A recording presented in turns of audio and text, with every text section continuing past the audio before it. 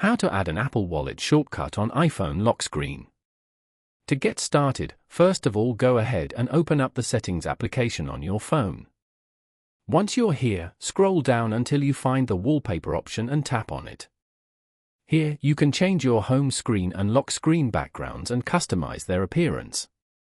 On the Wallpaper screen, tap on the Customize button under your current lock screen preview. This takes you to the lock screen editing mode, where you can modify widgets, the clock font, and colors. Now, tap on the minus icon to remove an existing widget and tap on the plus icon as shown. You can use the search bar at the top and type in Wallet.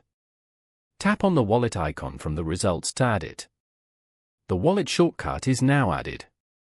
Tap the Done button in the top right corner to save your changes. You have now added the shortcut.